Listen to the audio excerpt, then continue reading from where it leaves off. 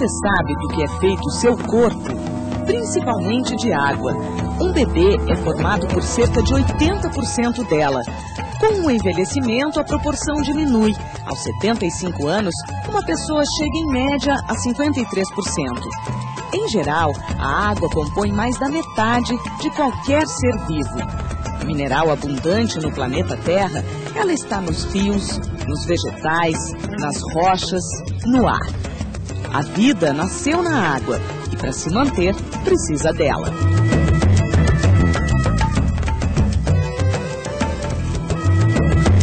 Num país como o Brasil, de imensos rios, lagos, belas cachoeiras e uma costa de mais de 8.000 quilômetros banhada pelo Oceano Atlântico, a sensação é de abundância. Num planeta como o nosso, que tem cerca de 77% da superfície coberta pela água, também parece que ela não vai faltar nunca, mas não é bem assim. De toda a água da Terra, 97,5% estão nos oceanos e mares. Só 2,5% são águas doces e menos de 0,5% está disponível para o consumo de todos os organismos vivos, não só dos seres humanos. O Brasil é privilegiado. Cerca de 12% de toda a água do mundo que circula na superfície estão no nosso território. A disponibilidade de água por habitante nos coloca em 25º lugar no ranking mundial. A grande preocupação é a qualidade da água.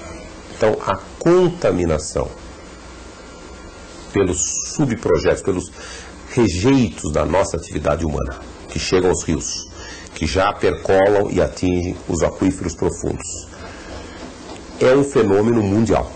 A água está sendo contaminada em grande escala em todo o mundo. A ONU, Organização das Nações Unidas, calcula que mais de 1 bilhão de pessoas não têm acesso à água de boa qualidade por conta da escassez, da poluição ou dos conflitos no uso. Isso dissemina doenças e provoca mortes.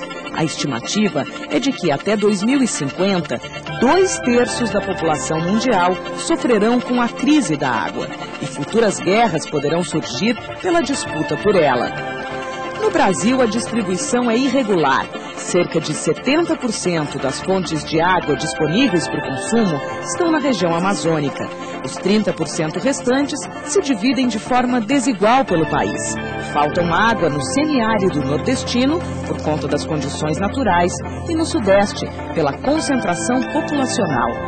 Temos absurdos, mesmo onde a água é abundante, como destaca Evaristo de Miranda, ecólogo da empresa brasileira de pesquisa agropecuária. Em Manaus a falta d'água, né? Então em Manaus não se consegue dar água para as pessoas. Em Manaus, certo? Quer dizer, idade de água ali na frente, porque estão tudo em palafita, está tudo contaminado. Para levar água em palafita é super difícil levar água nas residências, água tratada. Então nós temos sim questões muito sérias de saneamento, né? E o discurso ambientalista nos últimos anos dissociou a questão da água, deixou ela meio de lado. Então você vê na Amazônia um número gigantesco de ONG trabalhando sobre questão ambiental, mas trabalhando sobre saneamento, tratamento de esgoto, pouquíssimas, para não dizer praticamente nenhuma.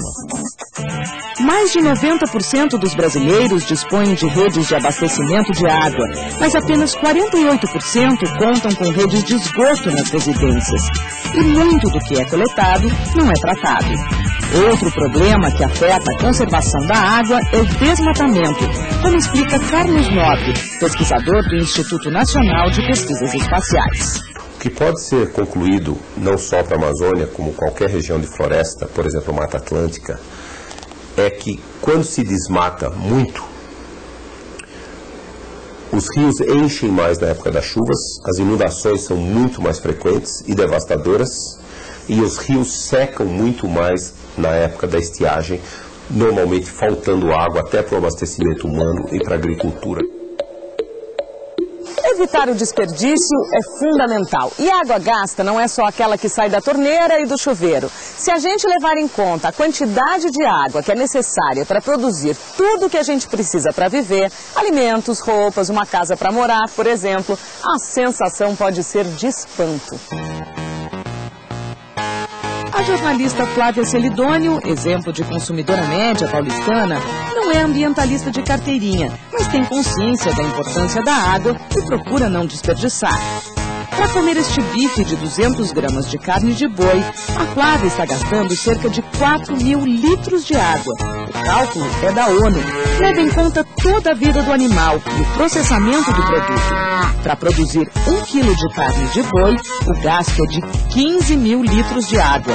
1 quilo de grãos consome muito menos, de 1.000 a 1.500 litros. Se uma pessoa comer um bife por dia durante 70 anos, terá consumido 25 bois e perto de 80 milhões de litros d'água. Acho chocante, nunca podia imaginar. Alguma coisa na sua visão depois dessa conversa e dessas contas aí sobre o boi? Muda. Toda vez que eu tiver com um bife na frente, uma carne vermelha na frente, eu vou lembrar desse dado que você me deu. Não, vai ser impossível, vou pensar. Estou gastando quantos 1.000 litros de água aqui? É inevitável. Tudo tem que ser gerido, né? Nada pode ser feito assim como se fosse infinito, né? Ou como se você fosse o único usuário, né? Tem usuário antes, depois, no passado, no futuro.